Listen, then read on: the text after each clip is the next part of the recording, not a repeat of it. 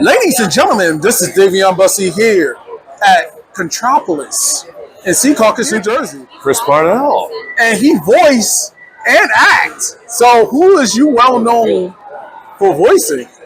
Well, right now, the big one is probably Jerry Smith. And then not too long ago, I was voicing Cyril Figgis on Archer.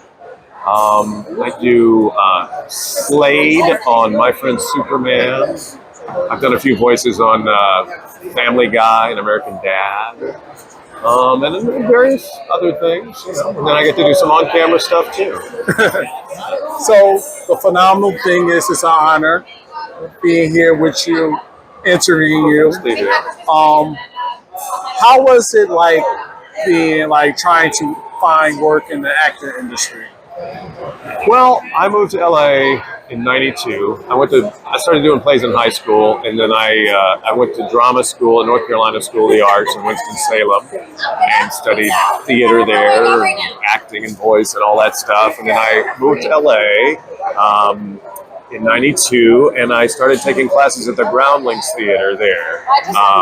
A lot of SNL cast members have come out of there, starting with Lorraine Newman way back at the beginning of the Groundlings and the beginning of SNL. And from that, I worked my way through the classes and eventually got into what's called the Sunday show and then the main show. But I started getting seen by casting directors and people while I was there, and started getting guest star parts in sitcoms and things. I mean, this is a slow, long, multi-year process for sure. And then ultimately got seen for Saturday Night Live, which is my big break. Wow. Yeah. And how was it like being in Saturday Night Live? It was amazing, you know. I mean, it was a roller coaster for sure. You know, high highs, low lows. But overall, you know, an incredibly cool show to be a part of. Such a part of television history, pop culture. You know, amazing. And some of my favorite, if not my favorite, comedic talents came out of Saturday Night Live, you know. So to get to be a part of that is pretty cool. And what was it like playing Jerry from Rick and Morty? Well, Jerry is a character that is incredibly well written. So I feel like my challenge is just to bring, I mean, I guess it's with anything animated or anything acting, and bring him fully to life and bring life to these amazing lines that I am given. But it's fantastic. Anytime you work on something that's as well written as that, or Archer, or like back when I did 30 Rock, I mean, such amazing writing.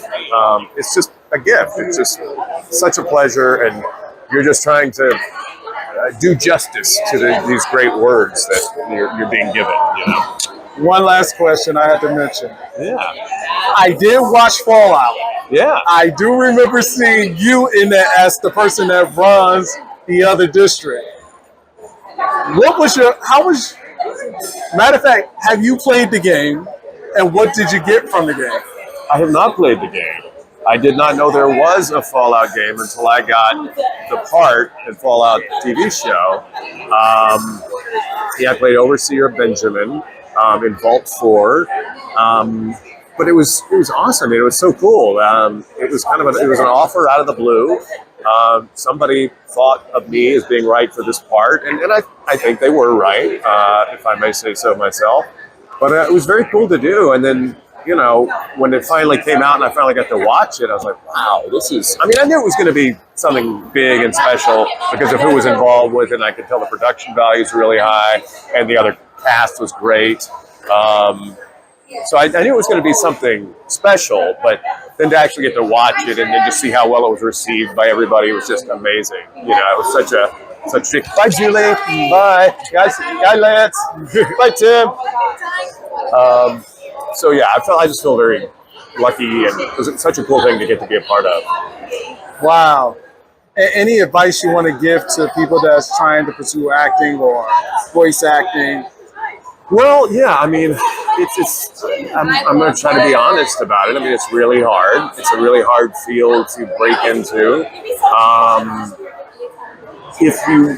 The good thing that exists now that didn't exist on this kind of the way it does now when I was a kid is the internet. You know, I mean, the internet was there, but not like it is now. And so you can create your own stuff.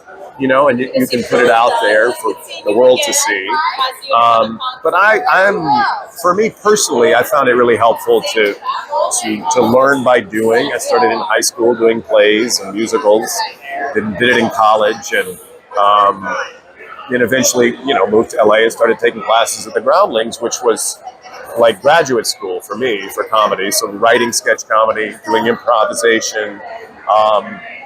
Yeah, but I'm so happy that I had the acting background before all that. And then it wasn't until I was on SNL that I was able to get a voiceover agent and start working in the voiceover world. But yeah, I mean, having an acting background and then having like the sketch improv background, all of that it all just helps. It's all just builds, you know. And if there's something else that you can do and enjoy it and be happy with it, then do the other thing, because it's very hard. But if it's the only way you feel like you're going to be able to be happy, you know, then give it your best. Ladies and gentlemen, there's some knowledge, a lot that he told, and he is awesome. Aw, thanks, Davion. You're welcome. This is Davion Bussey and Chris, and we're signing off. Thank you for tuning in to Tales from the Film Set.